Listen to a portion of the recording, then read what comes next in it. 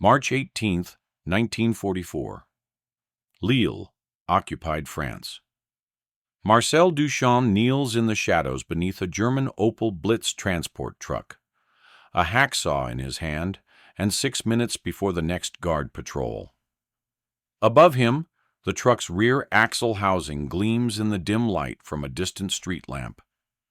The axle is steel, hardened, designed to carry 3 tons of cargo across the worst roads in Europe. It would take a cutting torch 20 minutes to sever it. Marcel has 6 minutes and a hacksaw. He's not trying to cut through the axle. That would be impossible, and even if he could, the damage would be immediately visible. The truck would be towed to a repair depot. The sabotage would be obvious, and security would intensify. Instead, Marcel is making a cut so small, so precise, so perfectly positioned, that the axle will fail catastrophically. 3 days and approximately 200 kilometers from now, in the middle of nowhere, with no obvious evidence of sabotage. He's going to cut exactly 40% through the axle housing, at the point of maximum stress concentration. The remaining 60% will hold under static load. The truck will drive normally. It will pass inspection. It will be loaded with supplies. It will leave Lille, heading toward the front lines. And somewhere between here and there, under operational stress, the weakened axle will snap, the truck will collapse, and 3 tons of German supplies will be stranded on a French road. 1 truck disabled, 1 hacksaw, 1 6-minute operation. Marcel has done this 119 times in the past 4 months. Tonight makes 120. The German Wehrmacht is about to lose an entire transport company to backyard saw cuts, and they will never understand why their trucks keep breaking down in the middle of nowhere with no obvious mechanical defects. Vehicle sabotage in occupied France is supposed to be dramatic. Resistance fighters blow up trains, burn supply depots, ambush convoys. The Free French and the Communist FTP-MOI execute spectacular operations that make headlines in underground newspapers. But spectacular sabotage invites spectacular retaliation. Blow up a train, the Germans execute 50 hostages. Ambush a convoy, they burn a village. The Gestapo's reprisal policy is explicit. 10 French civilians executed for every German soldier killed. Collective punishment for sabotage. By March 1944, resistance groups are facing an impossible calculation. Sabotage is necessary to support the coming Allied invasion. But every operation kills French civilians through German reprisals. The resistance needs sabotage that's effective but invisible. Sabotage that disables German logistics without triggering reprisals. Sabotage that looks like mechanical failure rather than enemy action. What they need is someone who understands how machines fail. Someone who can create failures that look natural. Someone who knows exactly where to cut, how deep to cut, and when the failure will occur. Marcel Duchamp is that someone, and he's about to demonstrate that a hacksaw can be deadlier than a bomb. The Opel Blitz is Germany's primary military transport vehicle. 3-ton cargo capacity, 6-cylinder gasoline engine, rear-wheel drive, designed for reliability under extreme conditions. By 1944, Germany has built over 100,000 of them. They're the backbone of Wehrmacht logistics, carrying ammunition, food, fuel, personnel, everything an army needs to function. The Opel Blitz is designed to survive. Over-engineered, redundant systems, robust construction. Break one component, and the truck can often limp to a repair depot. Which is why conventional sabotage doesn't work well. Slash the tires, the truck has spares. Cut fuel lines. They can be temporarily repaired. Disable the engine. It can be towed. Destroying an Opel Blitz requires either explosives, dramatic, obvious, triggers reprisals, or comprehensive mechanical damage that takes hours to inflict, too time-consuming, too risky. Unless you understand structural engineering and fatigue failure, then you can disable the truck with 6 minutes of work and a tool that costs 3 francs. Marcel Duchamp should not understand structural engineering. Born January 12, 1909, in Lille, France, Marcel is the son of a factory foreman and a seamstress. He completes only 8 years of formal education before apprenticing as an automobile mechanic at age 15. By 1930, he's running his own small garage, repairing cars for middle-class families. No engineering degree, no formal metallurgy training, just practical knowledge accumulated from 15 years of fixing broken vehicles. But Marcel has one unusual skill. He can predict how things will break. When a customer brings in a car with mysterious vibration, Marcel doesn't just fix the immediate problem. He examines stress points, looks for fatigue cracks, identifies components that will fail next.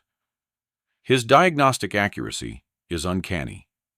Other mechanics call him the fortune teller because he predicts failures before they happen. What they don't understand is that Marcel isn't predicting. He's calculating. He sees stress concentrations. He understands fatigue mechanics. He knows that metal fails at predictable points under predictable loads. When Germany occupies France in 1940, Marcel continues operating his garage. The Germans require civilian mechanics to repair their vehicles. Marcel has no choice. He repairs German trucks, German cars, German motorcycles. He hates it, but the alternative is arrest or execution. In 1943, a resistance courier named Sophie Bernard approaches Marcel. "We need someone who understands German vehicles. I repair them. I don't sabotage them. We're not asking you to blow them up. We need something subtler." How subtle? Subtle enough that Germans think it's mechanical failure, not sabotage. Marcel considers this. Obvious sabotage gets people killed. 50 hostages executed for a burned supply depot. 10 civilians shot for an ambushed convoy. The reprisal mathematics are brutal, but mechanical failures don't trigger reprisals. Trucks break down. That's normal. The Germans investigate, find a failed component, repair or replace the vehicle, and move on. No executions, no collective punishment. "What do you need?" Marcel asks. "Disabled trucks. As many as possible, without obvious sabotage." "How long do I have per truck?" "If you're working alone at night, maybe 5 to 10 minutes before patrols pass." "I can work with that." Sophie provides Marcel with intelligence. German truck park locations, patrol schedules, vehicle departure times. Marcel begins planning. He needs to create failures that are catastrophic enough to disable trucks, but subtle enough to appear natural. The key is understanding stress concentration and fatigue failure. Every mechanical component has stress points, locations where forces concentrate, and material failure initiates. For an Opel Blitz truck, the critical stress point is the rear axle housing at the point where it mounts to the differential. This location experiences maximum bending stress when the truck is loaded and driving over rough roads. It's the perfect sabotage target. Cut partially through the axle housing at this point, and the truck will function normally under light loads. The partial cut reduces the effective cross-sectional area, concentrating stress in the remaining material. Under operational conditions, loaded truck rough roads, high speeds, the stress will exceed the material's fatigue limit. Microscopic cracks will propagate. Eventually, the axle housing will fracture catastrophically. The truck will collapse. But the failure will look like a fatigue fracture, a natural consequence of overloading and poor roads, not sabotage. Marcel calculates the optimal cut depth, 40% of the axle housing cross-section. Cut less than 40%, and the remaining material is strong enough to handle operational stress. The truck won't fail, or it will fail after so many kilometers that the connection to sabotage becomes impossible to prove. Cut more than 40%, and the truck might fail immediately, or within a few kilometers. The failure would occur too quickly, too close to Lille, and German investigators might become suspicious. At exactly 40% depth, the truck will operate normally for approximately 150 to 250 kilometers, depending on load and road conditions. Then it will fail catastrophically, far from the point of sabotage, with no obvious evidence of tampering. Marcel begins his campaign on November 15, 1943. The first target is a truck parked in a Wehrmacht motor pool in the Vazemes district. Marcel approaches at 02:30 hours, when patrols are lightest. He carries a hacksaw, a small flashlight, and a measuring tool he fabricated from a bent coat hanger. The measuring tool is critical. It allows him to gauge cut depth without directly measuring with a ruler, which would be difficult in darkness beneath a truck. The tool's bend is precisely calibrated to 40% of the axle housing diameter. When the tool fits snugly in the cut, he knows he's reached the correct depth. Marcel slides under the truck, identifies the stress concentration point on the left rear axle housing, and begins cutting. The hacksaw is silent compared to power tools. Just the soft scraping of steel teeth on hardened metal. He cuts slowly, carefully, feeling the resistance. After 4 minutes, he checks depth with his tool.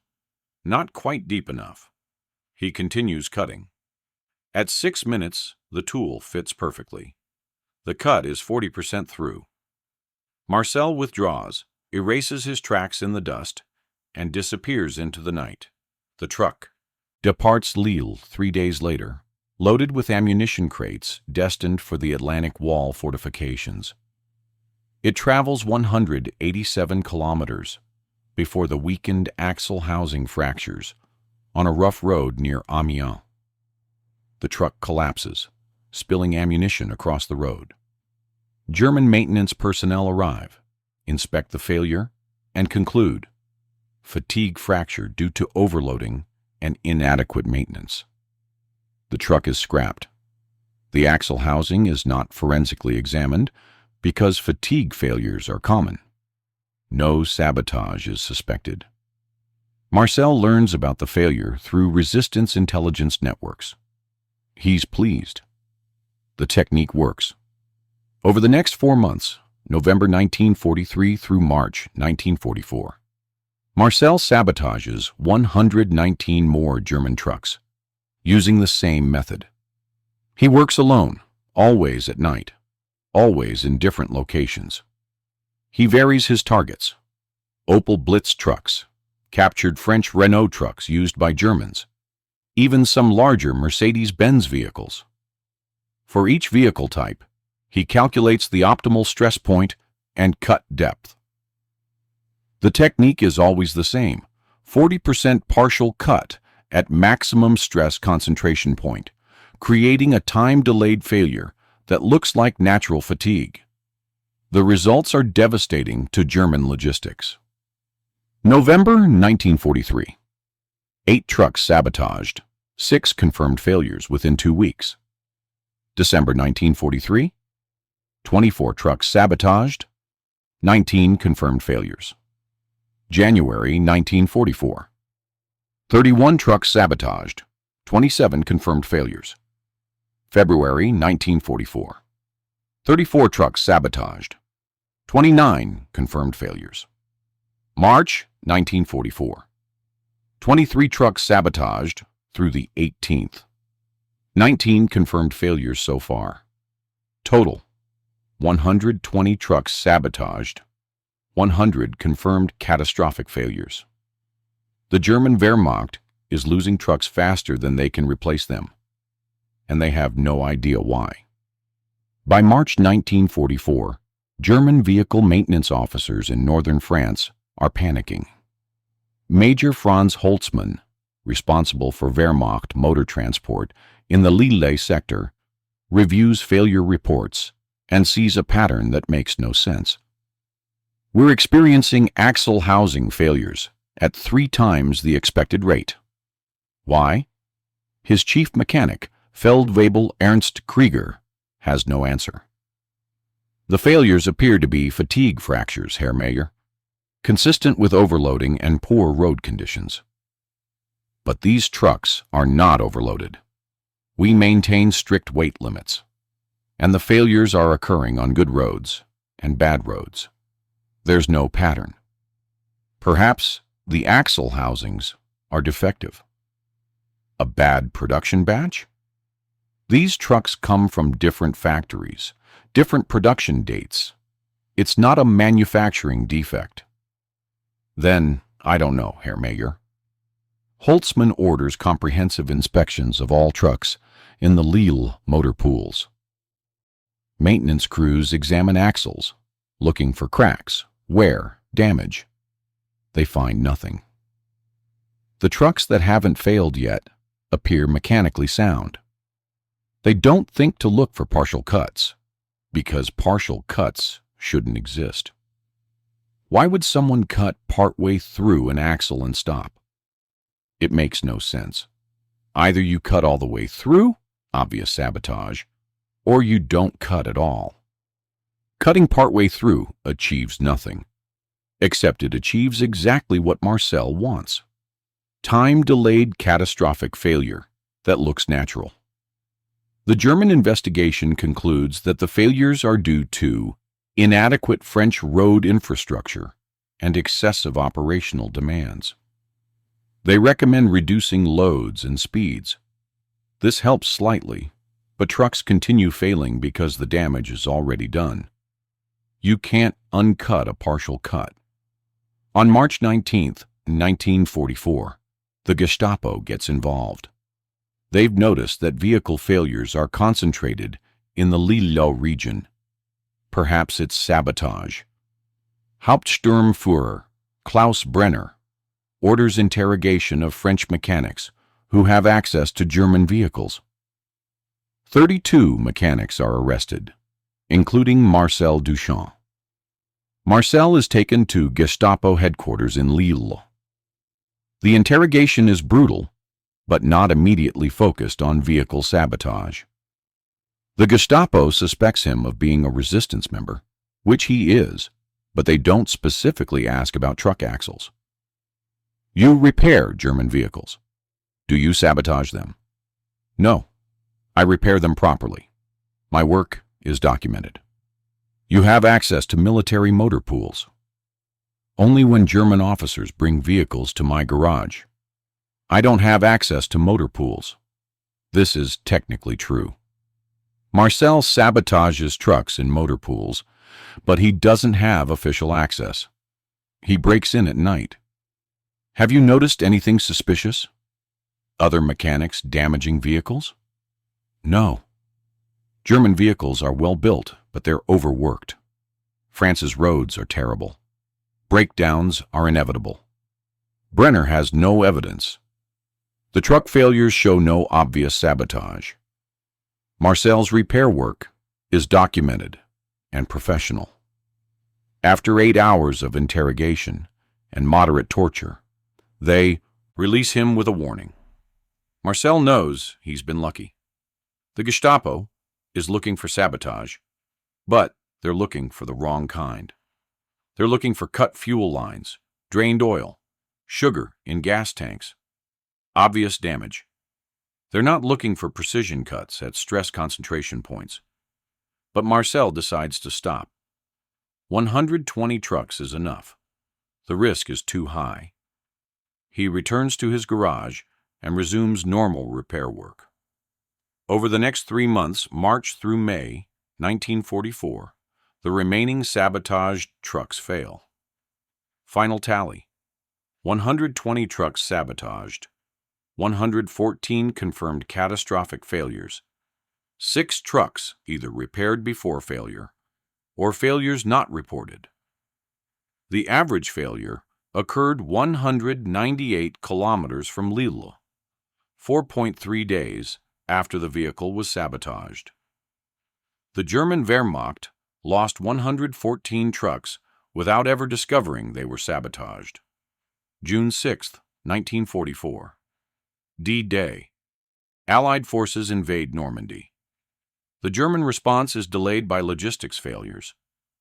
Reinforcements are slow to arrive because transport is inadequate. The Wehrmacht in northern France is short approximately 120 trucks. Those trucks are scattered across France, broken down on roadsides, scrapped in repair depots, their axle housings fractured at stress concentration points. Marcel's sabotage is a contributing factor to the successful Allied invasion. Not the primary factor, but a factor.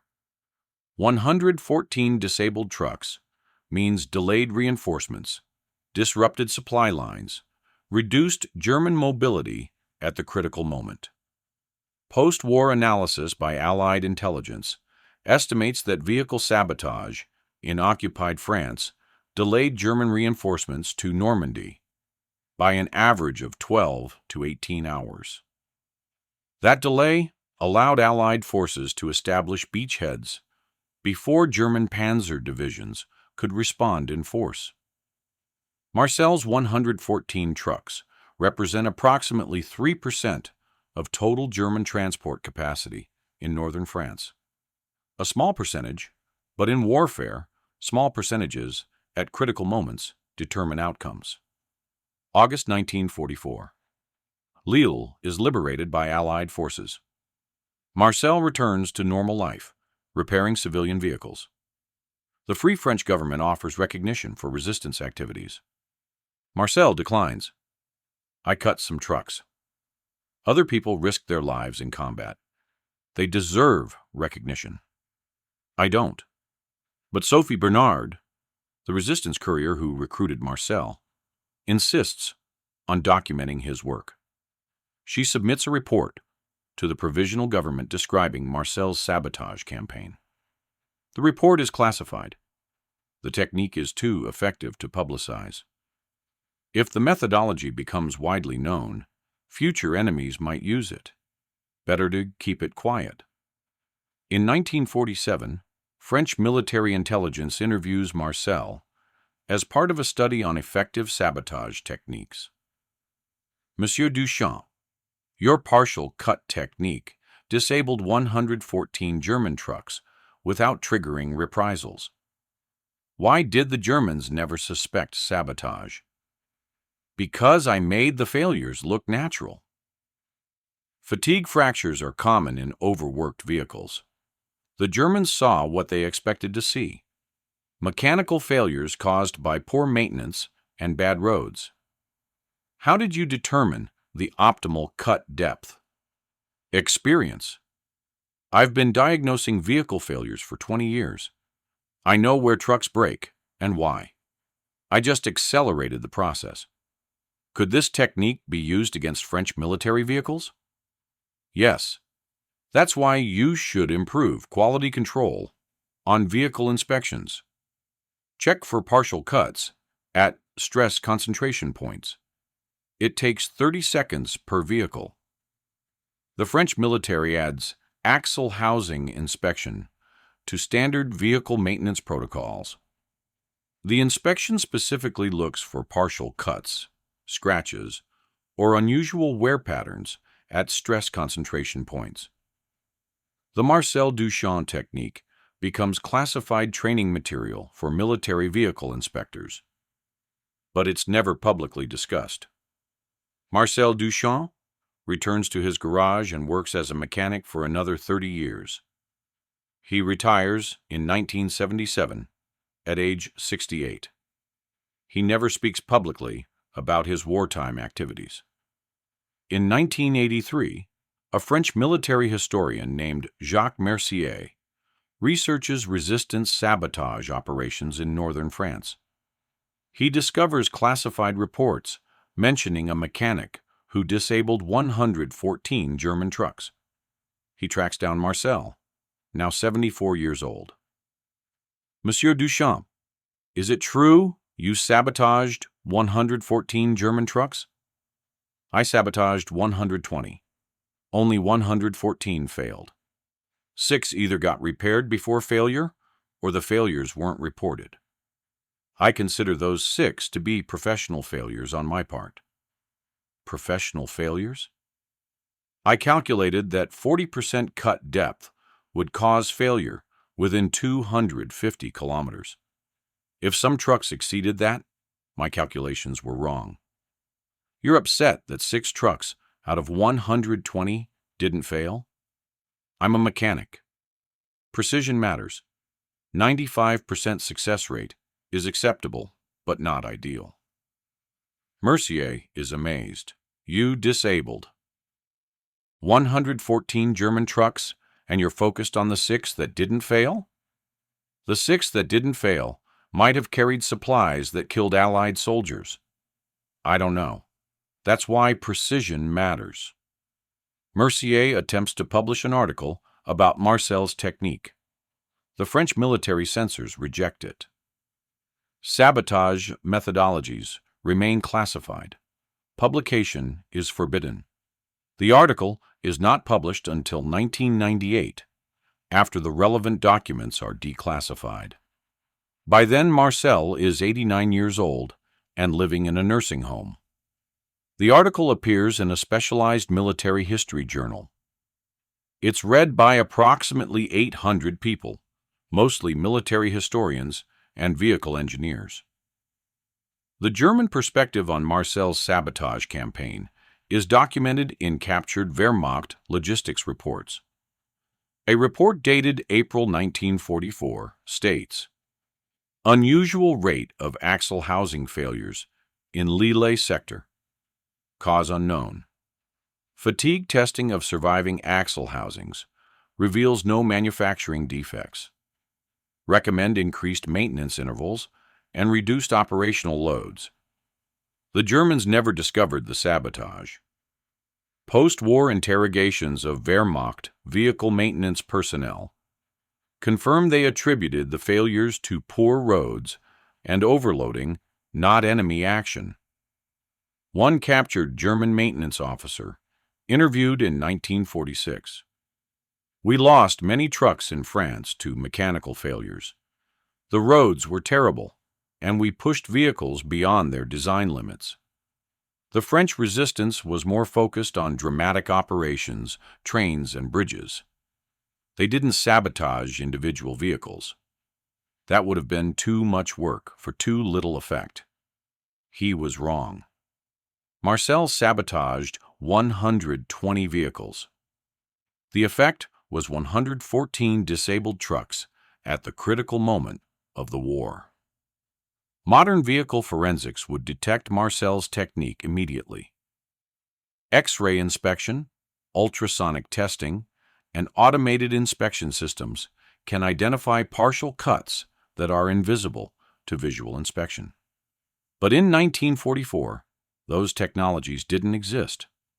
Visual inspection was the standard, and visual inspection doesn't detect cuts hidden in shadow beneath a truck. Marcel Duchamp dies on June 15, 2002, at age 93. His obituary in the local Lille newspaper mentions he was a mechanic for 50 years and served in the resistance. It does not mention the 114 trucks. In 2004, the French Ministry of Defense declassifies Marcel's resistance file. The file contains detailed reports of his sabotage operations, including diagrams showing cut locations and depth calculations. The ministry offers to posthumously award Marcel the Legion of Honor. His daughter, Marie Claire, accepts on his behalf. At the ceremony, she reads a statement her father wrote in 1995. "I didn't sabotage trucks for glory or recognition. I did it because it was effective, and it didn't get French civilians killed. Every spectacular resistance operation resulted in German reprisals. 50 hostages executed. Villages burned. I wanted to hurt the Germans without hurting French people. A hacksaw and 6 minutes per truck achieved that. I'm proud of the work, not because it was heroic, but because it was precise. Precision matters." The French Army Materiel Command creates a training module on vehicle sabotage detection based on Marcel's technique. The module is taught to vehicle inspectors and military police. The training emphasizes checking stress concentration points for partial cuts, scratches, or unusual wear patterns. In 2010, a mechanical engineering professor at École Polytechnique uses Marcel's technique as a case study in teaching fatigue failure analysis. The students calculate optimal cut depths for various vehicle components under different load conditions. The exercise demonstrates that understanding material properties and stress analysis can be weaponized. This is why engineers have ethical responsibilities, the professor tells his students. Marcel Duchamp used his mechanical knowledge to fight occupation, but the same knowledge could be used for terrorism or malicious sabotage. Understanding how things break means understanding how to break them. Use that knowledge responsibly. Is that enough? For a mechanic who disabled 114 German trucks with a hacksaw and precise calculations, who contributed to Allied victory without triggering reprisals, who worked alone at night for 4 months, making 6-minute cuts that looked like natural failures. The 114 German officers whose trucks broke down would probably say it was devastating. The Allied soldiers who faced less resistance because German reinforcements were delayed would say it was valuable. Marcel would say it was just precision mechanical work applied to wartime logistics. The final accounting: trucks sabotaged, 120. Confirmed failures, 114. 95% success rate. Average failure distance from sabotage point, 198 kilometers. Average time to failure, 4.3 days. German casualties directly attributable: none. Mechanical failures don't kill crews. German logistics impact: approximately 3% of northern France transport capacity eliminated. Allied invasion support contributed to 12 to 18-hour delay in German reinforcements to Normandy. French civilian casualties from reprisals: 0. No sabotage detected, no reprisals triggered. Tool cost: 1 hacksaw, approximately 3 francs in 1944. Time per sabotage operation: 6 to 8 minutes. Total time invested: approximately 14 hours over 4 months. Return on investment: 114 disabled trucks per 14 hours of work, or 8.1 trucks per hour. Recognition: Legion of Honor, awarded posthumously in 2004, 60 years after the operations. Marcel's lasting contribution demonstrated that effective sabotage doesn't require explosives or drama, just understanding of how systems fail and precision in creating those failures. Sometimes the most effective weapon is the one that looks like an accident. Sometimes the greatest sabotage is the one the enemy never detects. Sometimes the most valuable resistance member is the mechanic who knows exactly where to cut, how deep to cut, and when the failure will occur. Marcel Duchamp was that mechanic. He disabled 114 German trucks with a hacksaw and calculations, contributed to Allied victory, and spent 50 years afterward repairing cars as if sabotaging an army's logistics was just another precision maintenance task. Resistance mechanic Marcel Duchamp, 1909 to 2002.